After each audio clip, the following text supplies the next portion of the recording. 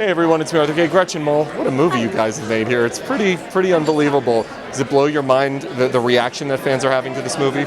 It does. I really haven't seen it with an audience. I just heard about Sundance, and I really wanted to be there. I had some friends who were in the audience who were taking pictures and saying everybody's bawling. And I just, I'm really excited to sort of see it tonight and feel it with an audience, because I saw it and was so moved by it, and really kind of tried to call Kenny afterwards to tell him how moved I was, and I could barely get the words out. So it's that kind of thing. It just strikes a chord. You've been doing this a long time. Did you know you guys had, I'm telling you now, it's an Oscar nominee. Did you know you had the special project when you were making it? Well, when I read the script, I was like, wow, this is one of the most beautiful scripts I ever read. I mean, it's just spectacular. And I was like, please, Kenny, I'll do craft service. I'll bring you coffee in the morning. Just let me be a part of this movie. So, yeah, we knew it was going to be fantastic. But, you never know if it's going to get made or it's going to get released. There's a lot of stuff that can go wrong, and thank God this went right.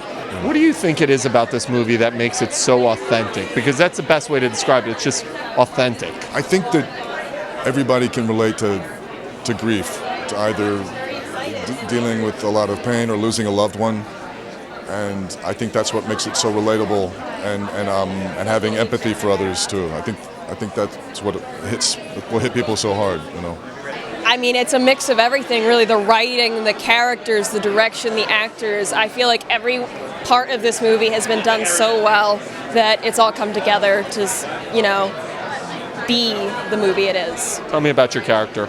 I have a fairly small role, but I play the girlfriend of Lucas Hedges' character, and it was such a cool on-set experience. Everyone was so wonderful and fun, and I had a great time. How about Casey's performance? Talk to me about, did you guys know when it was happening on set that he was just going to kill it the way he did?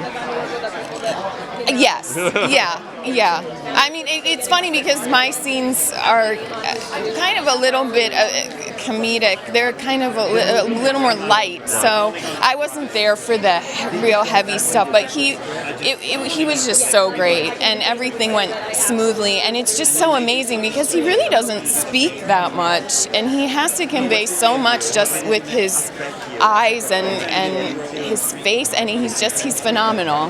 When you look at the performances that were turned in, I mean, Casey's going to get an Oscar nomination. Michelle might get an Oscar nomination. Does it blow your mind as a young actress to see these types of performances and be part of it?